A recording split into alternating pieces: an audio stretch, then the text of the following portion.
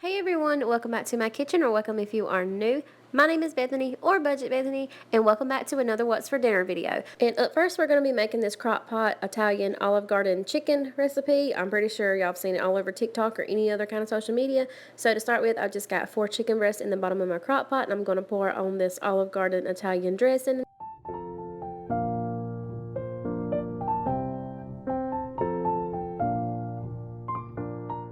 Now I'm going to season up my chicken. I'm going to use some garlic powder. I use some cracked black pepper. I use some Badia Complete.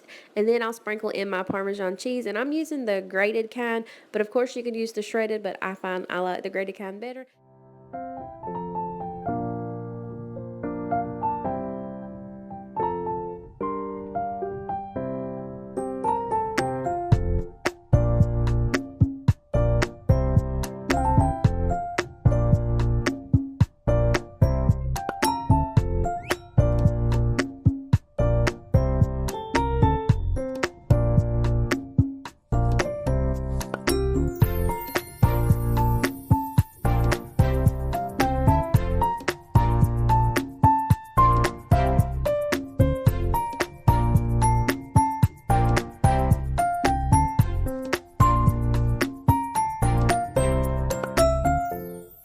Then you'll just pop your block of cream cheese on top and put the lid on it, and you'll cook it on low for 4 hours or high for 6.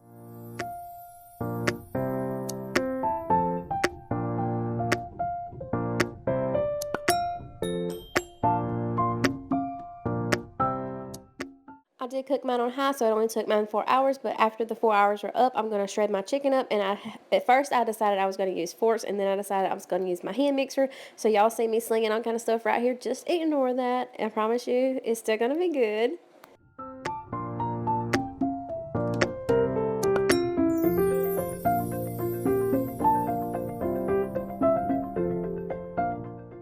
Then once I got all the chicken mixed up and everything, I'm going to dump in my boiled and drained pasta. And I'm using the penne pasta, but you can use whatever kind of pasta you prefer. Then I'm going to mix it up really well, and I'm going to dump in some more of my Parmesan cheese. And I'm going to throw in some mozzarella cheese that I just had in the refrigerator that I needed to use up.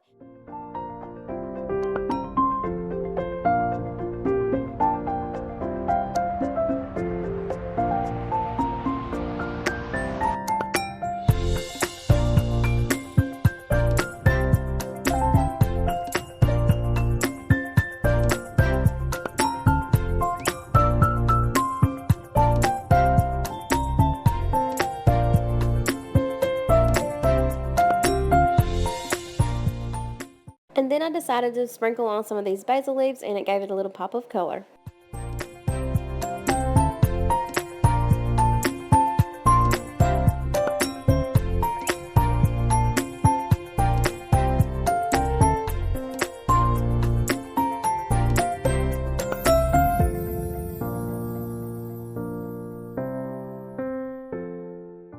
To go with the Italian crock pot chicken, I'm just going to make some toast, and I've just got some white bread right here on my baking pan, and I'm melting some butter with some garlic powder in there.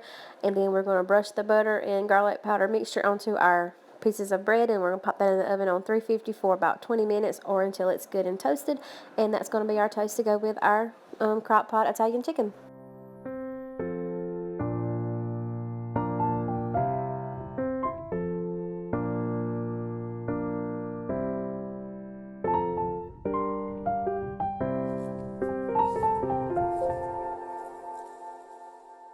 Alright, so everything's done, so now we're going to get plating everything up, and it's going to be time to eat, y'all.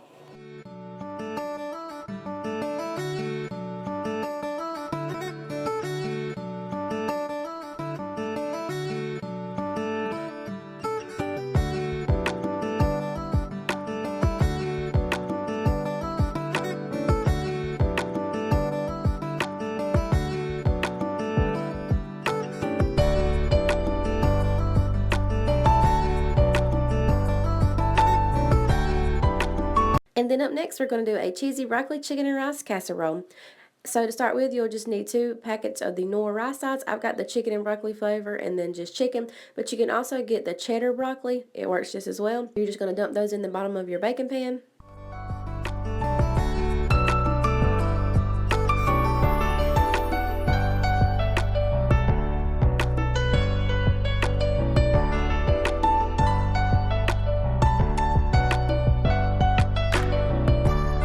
And then you're going to add in a whole can of cream of chicken.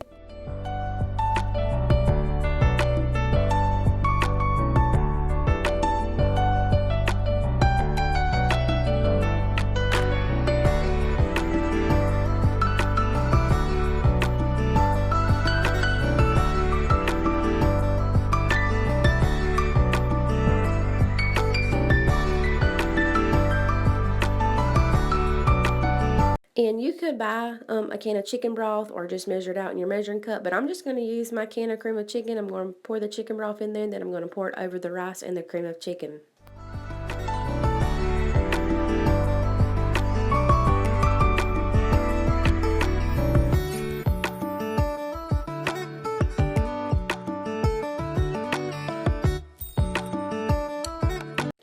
Now I'm going to add in some frozen broccoli florets. I guess you could use fresh, but I like to use the frozen. It just works out easier. So I'm just going to dump that in there on top of everything. I'm going to kind of break it up a little bit and mix it around really well.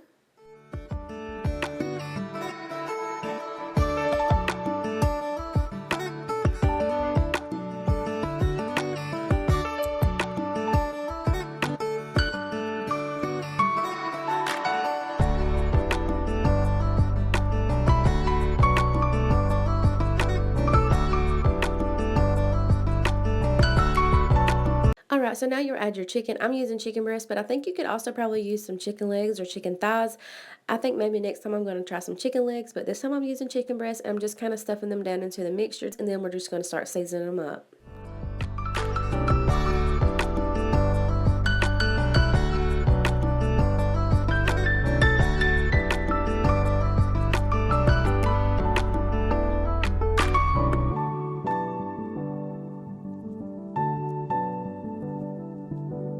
For the seasonings, I chose some Tony's Creole seasoning, some garlic powder, and some Badia Complete. And then once you get through seasoning it, you'll top with some shredded cheddar cheese.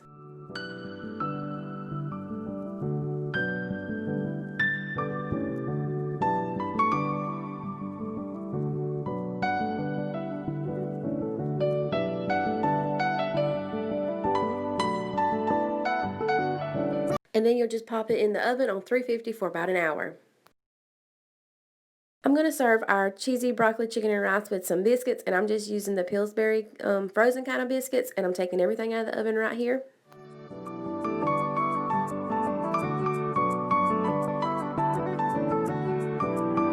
Alright, so here's how it looks once it comes out of the oven.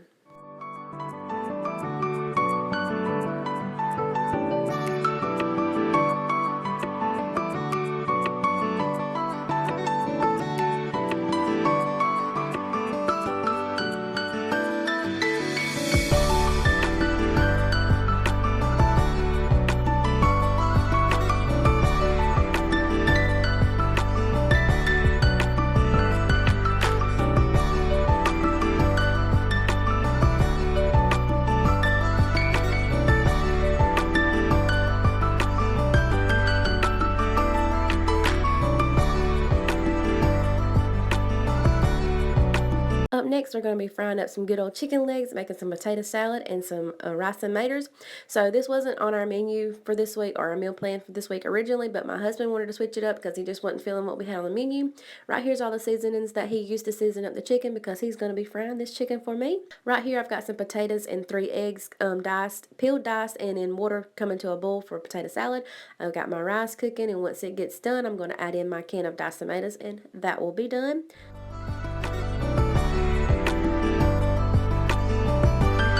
So I feel like rice and maters was one of the first things I ever learned how to cook. All you have to do is boil your rice. Once it's done, add in your can of tomatoes or fresh tomatoes. That's what I prefer to have, but I didn't have any fresh tomatoes this year, so I'm having to use canned.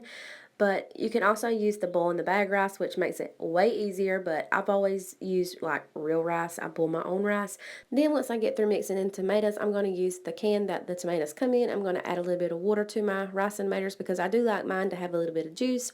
Then I'm going to add a pretty generous amount of salt just because it's pretty bland if you don't add any salt. And I'm going to add some pepper also, and then we're going to mix it up really well.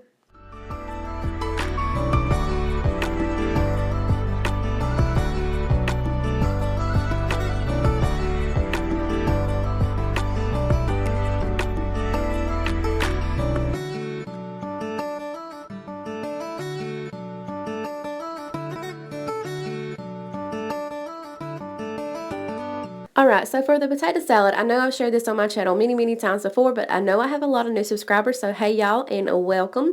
But for my potato salad, I'm just adding some mayonnaise, mustard, and relish. My grandma taught me how to make this potato salad, and when she taught me, she didn't know measurements, so she didn't have any measurements to share with me. She just told me you add a little bit of this, a little bit of that, and this is how it should look. So that's what I've been doing all these years. But I always try to type out a recipe in the description box for y'all, so if you're interested in almost exact measurements, then go check out the description box because y'all know I'm just winging it when I'm making my potato salad.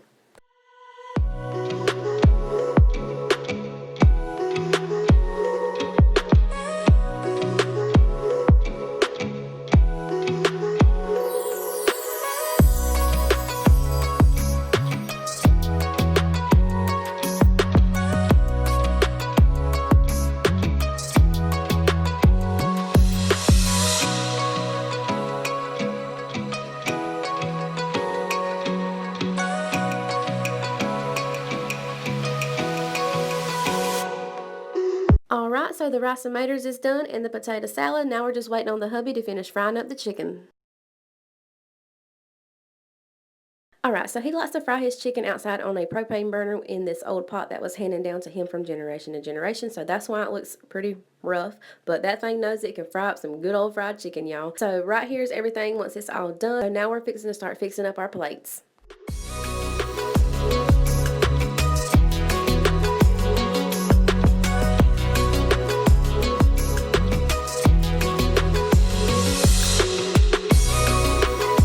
Alright y'all, so here it is all plated up. Like I said before, my husband picked dinner on this night, so I know it's got 2 starches in it, but my husband gets whatever my husband wants.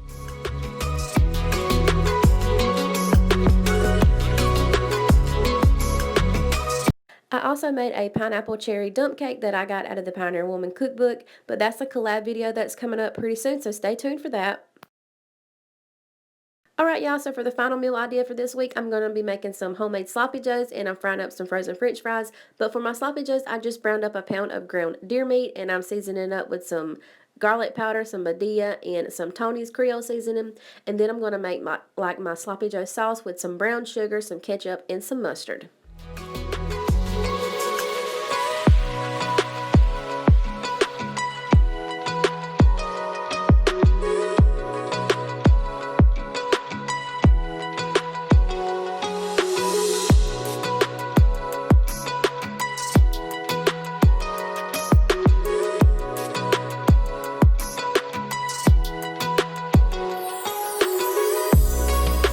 By the way, just because I'm using ground deer doesn't mean you have to. You could also use ground beef. It works just as well. That we just use our ground deer in place of ground beef, so I don't never have to buy ground beef because my husband is a hunter. In case you're new here, I know I mentioned that in a lot of my videos, but like I said before, I know I've got a lot of new subscribers, so just in case y'all were wondering why I was using ground deer, that's because my husband is a hunter and we have a whole freezer full of ground deer meat, so I just use it in place of ground beef.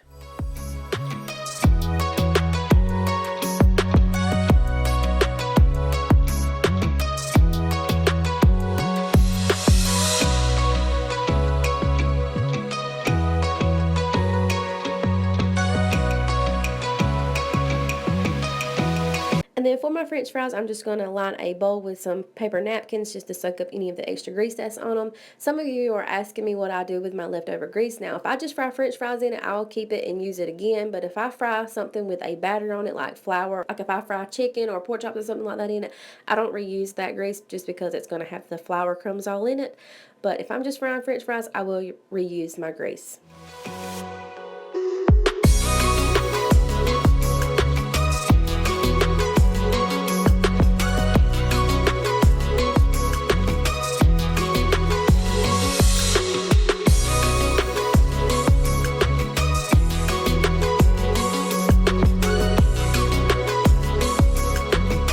And now I do like to jazz up my french fries just a little bit. I like to sprinkle on some of this Morton seasonal and some garlic powder and kind of shake it up in my bowl just to give it a little bit of more flavor.